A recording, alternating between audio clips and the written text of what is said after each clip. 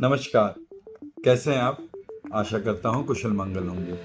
आप मेरा स्वास्थ्य संबंधित वीडियो देखते हैं। कई बार लोगों ने मुझे आकर मेरे हॉस्पिटल में ओपीडी में मुझे इसके बारे में चर्चा की है। मुझे धन्यवाद दिया है कि सर आप इतनी अच्छी बातें हमें बताते हैं और हमें बहुत सी चीज़ों से बहुत लाभ होता है। आज मैं आपसे एक और बीमारी के बारे में चर्चा करूँगा। आए दिन अक्सर हमारे घर में देखा जाता है, हमारी माताएं बहनें या कोई भी पिताजी, किसी के भी कंधे में एक दर्द बना रहता है। बहुत से लोग इसको एक नॉर्मल मांसपेशियों का दर्द समझ के इग्नोर कर देते हैं। कई लोग एक नॉर्मल छोटा सा पेन किलर ले लिया, थोड़े दिन के लिए दर्द की दवाई खा ली, गर्म पानी से सिकाई कर लिया और भूल जाते हैं। बहुत सी बार ऐसा होता है कि बीमारी को अनदेखा कर देने के कारण धीरे धीरे बीमारी बढ़ती है और फिर ऐसी कंडीशन आ जाती है कि हमें बहुत परेशानी झेलना पड़ता है। कंधे का दर्द कुछ ऐसा ही होता है। अमूमन अगर आपको चोट नहीं लगी है या कोई मेजर एक्सीडेंट नहीं हुआ है तो कंधे के दर्द के दो कारण होते हैं, एक फ्रोजन शोल्डर और दूसरा रोटेटर कफ इंजरी। जो फ्रोजन शोल्डर होता है इसका मतलब है कि कंधा आपका धीरे धीरे अकड़ने लगा है।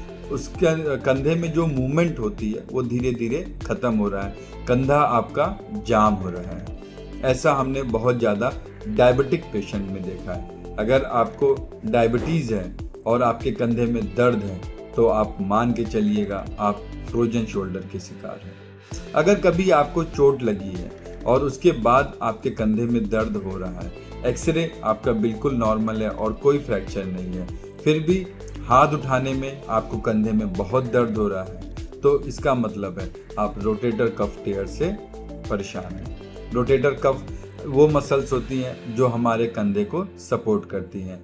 मेडिकल टर्म्स में जैसे सुप्रास्पाइनेटस, इंफ्रास्पाइनेटस, टीरिस माइनस, सब स्कैपुलरिस, ये सब हमारे रोटेटर कफ मसल्स होते हैं। तो आइए, अगर हमें ये समस्या है तो हम इसको कैसे इलाज करते हैं इसके बारे में समझते हैं। अगर आपको ये दर्द लगातार बना हुआ है, अगर आपको ऐसा लग रहा है कि मुझे कपड़े पहनने में तकलीफ है या मुझे बालों की कंघी करने में तकलीफ हो रही है, तो मतलब है कि आप कंधे में फ्रोजन शोल्डर आपको बहुत परेशान कर रहा है।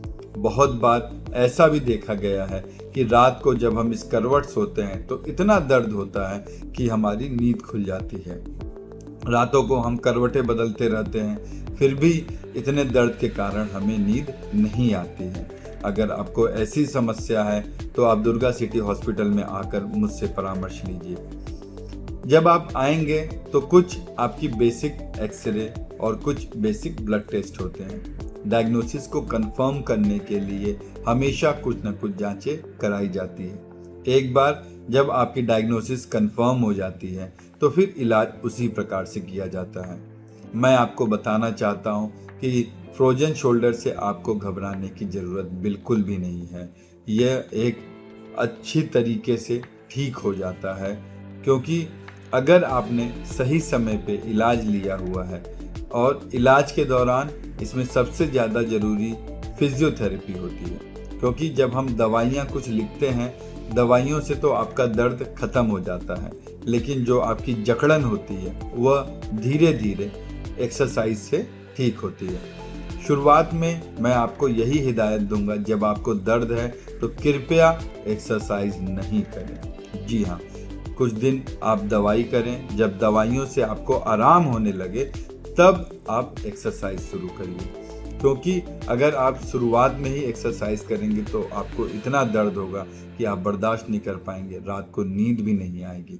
तो एक बार जब आपको दर्द खत्म हो जाए तो एक अच्छे फिजियोथेरेपिस्ट से मिलिए और इसकी एक्सरसाइज करवाइए।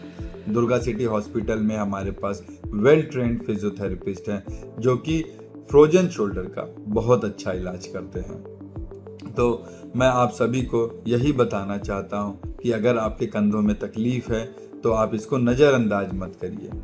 हो सकता है ये बीमारी धीरे धीरे बढ़ के आपको इतनी आगे तक ले जाए कि फिर इसके इलाज कराने में आपको बहुत परेशानी हो। तो अगर आपको ऐसी समस्या है तो आप हमें तुरंत दिखा सकते हैं। आपको जैसा कि मैंने पहले भी कहा है, अगर मेरा वीडियो अच्छा लगे तो प्लीज़ इसको लोगों को आगे तक भेजिए, शेयर करिए, और ताकि ज़्यादा से ज़्यादा लोग इसको लाभ उठा सकें। धन्यवाद।